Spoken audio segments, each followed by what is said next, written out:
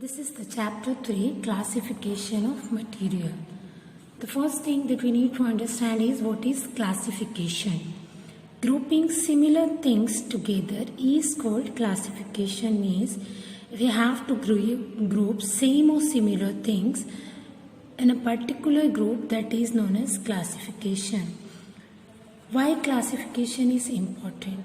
Yes, classification is very important and necessary because by doing classification we can easily get the things. It saves our time. Also, we have the systematic knowledge of the things. With the help of classification we can get systematic knowledge about the things. Also, we can get general idea about the members of that particular group. Also, with the help of classification, we come to know how the members of a particular groups different from each others or different from others group. Now, how to classify materials means how can we classify the materials? We have to classify the materials on the basis of their properties. Each and every material have its own properties. On the basis of that properties, we have to classify the materials. So, like the first property is luster. Luster means shine. Luster means shine. On the basis of this luster or shine, the materials are classified into three, that are lustrous, non-lustrous and tarnished. Materials those who produce shine or materials that produce shine are lustrous materials. Those which do not shine or those which do not produce shine are called non-lustrous materials, like wood, paper, cloth. All these are the example of non-lustrous materials. Gold, silver, diamond, all these are the example of lustrous materials.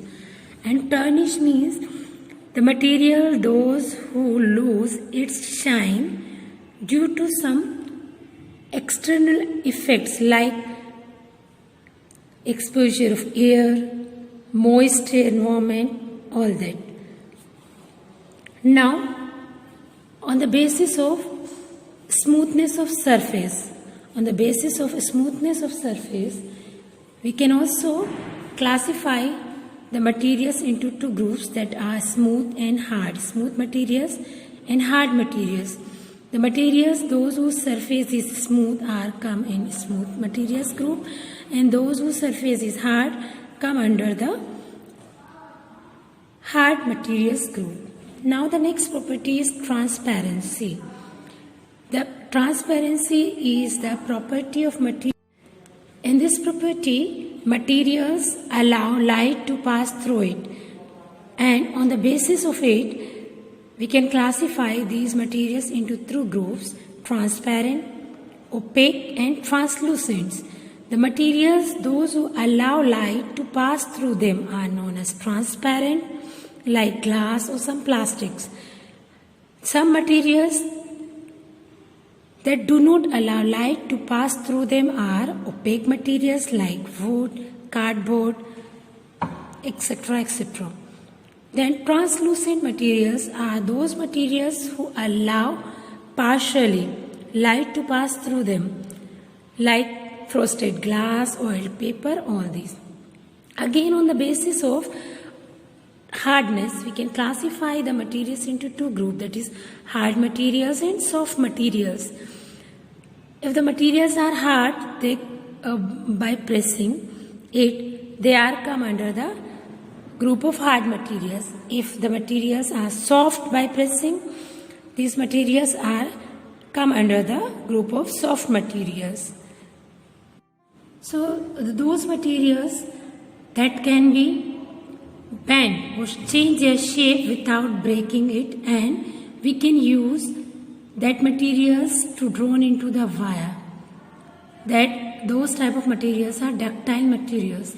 Then malleables are those materials that can be they are not broken, they are not breaking, and they can change their shape, and also we can beaten them or press them into the sheets of foils.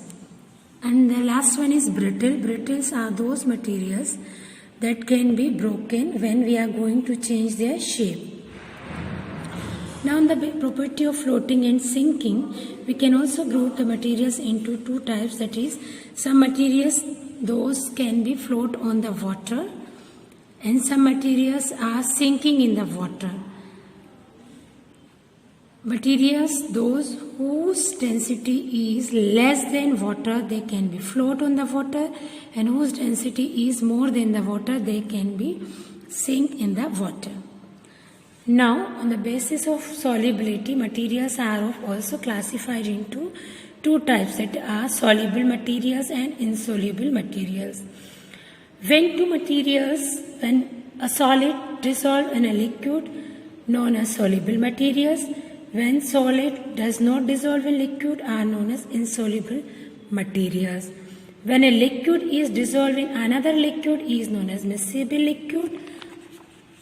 When a liquid does not dissolve in another liquid, are known as insoluble liquid. These are the some properties on the basis of which we can classify the materials. Now, points to be remembered. Grouping of similar things together is called classification. Materials can be classified on the basis of their properties. Materials which shine are said to be lustrous, and those which do not are said to be non-lustrous. On the basis of smoothness of surface, materials are grouped as smooth and rough.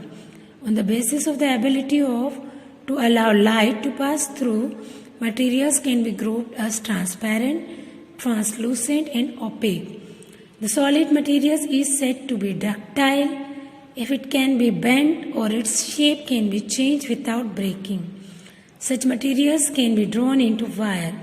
A solid material is said to be malleable if it can be beaten or pressed into sheet of foils.